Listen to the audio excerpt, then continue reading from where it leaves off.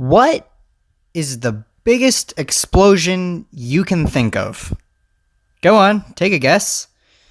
The first thing most people think of is nuclear weaponry, or more specifically, the nuclear missile. But man-made weapons come nothing close to what nature can do. So maybe volcanoes are the biggest? In 1815, modern-day Indonesia, the Tambora volcano created the largest volcanic eruption in the last 10,000 years.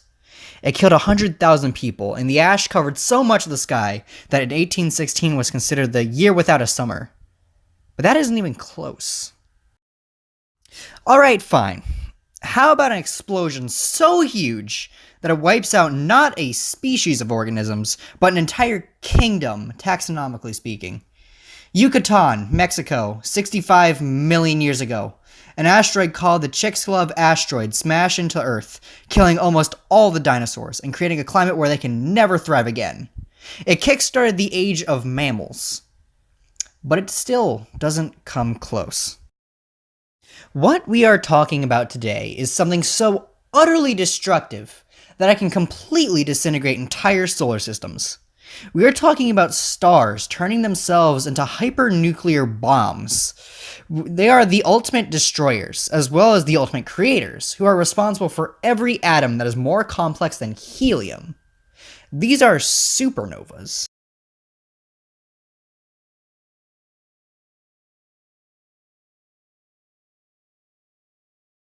Stars are pretty well known, since humans have been dazzled by them since the beginning of time.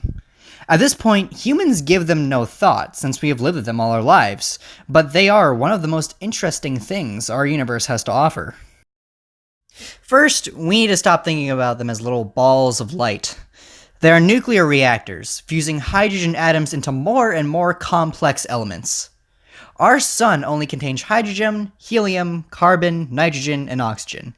However, larger stars can fuse up to silicon, nickel, and iron, with the equation for this being hydrogen plus hydrogen equals deuterium, or heavy hydrogen, plus positron plus neutrinos, or H plus H equals D plus beta plus V.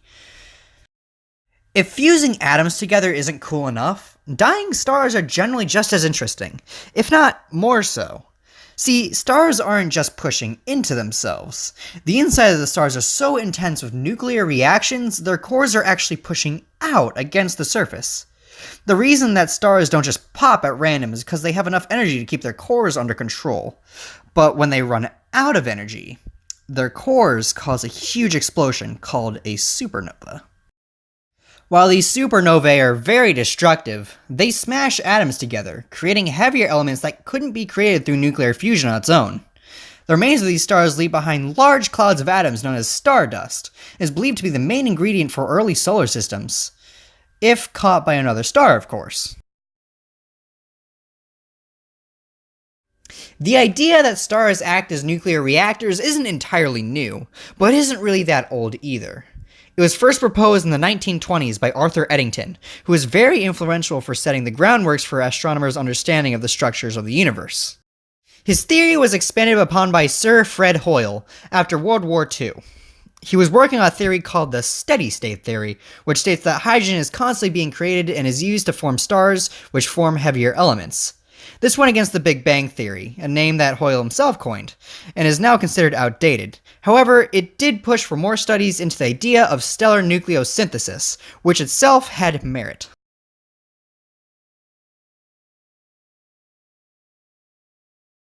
This discovery is important, not only to astronomers and astrophysicists, but also to historians and futurologists. Not only does it paint a detailed history of how the universe and our solar systems formed, it may show us how our solar system and the universe will eventually die. Because of almost 100 years of study, scientists have painted a detailed picture of the story of our universe. First, there was an explosion. It was bigger than anything can describe, and it created the universe, or at least brought it into a new era, from zeroth to third dimension. What it created was a swarm of quarks, subatomic particles without anything more than energy, heat, and gravity. Within a split second, they formed atoms, and over millions of years, these atoms formed the first stars. These stars weren't very complex, rarely making anything more complex than helium. But as they exploded and formed new stars, heavier elements were formed. And with heavier elements brought stardust. This stardust was caught around small stars, which began to swarm around the remains of huge stars. These are called supermassive black holes and are the topic for another day. After millions of years, stardust formed around a medium star that an organic species would call the Sun. Much like how atoms grouped into stars, these clumps of atoms that formed the dust clustered into rocks. These rocks collided into larger and larger rocks. Sometimes these rocks were small, but collected a lot of gas. These were called planets, and their gas were called atmospheres. And the rest is called history. But what happened after? Humans, for their entire existence, have only known a world where hydrogen reigns supreme. It is the most abundant element in the universe, and is the main ingredient for stars, which we have already discussed are important. But what happens when we run out of hydrogen? Fast forward millions, billions, no, trillions of years into the future. So far that if you went back in time, the universe would be a single atom large, and would be that way for trillions of more years to come. The Milky Way and Andromeda Galaxy have fused, and galaxies are moving away from us so quickly that we have no hope of ever reaching them. Assuming that the extension of the universe doesn't get so fast that it rips galaxies, stars, and planets apart atom by atom, and assuming that the universe doesn't implode and explode again, the universe goes through something called a heat death. Because we know that stars are constantly creating heavier elements, we constantly lose basic components of stardust, like hydrogen, helium, etc. And one day, we will not be able to make new stars. First, the huge stars explode for the last time, never to be created again. Medium stars, like our sun, which has been long gone at this point, will be next to go. Then small stars, then little half-stars called brown dwarfs will fizzle out.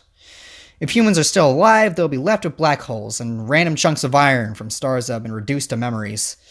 If humanity has survived this long, they will be forced to rely on the interesting properties of black holes for energy. But over time, those will fizzle out too. And that is the story of the universe. The grandest epic ever told. Only able to be read because we know that stars make heavier elements out of smaller elements. And before I get too much more off topic than I already am, it's important to conclude that story here. Stellar nucleosynthesis is at the center of the universe's story. Every atom heavier than hydrogen is because stars lived, worked, and died millions of years ago.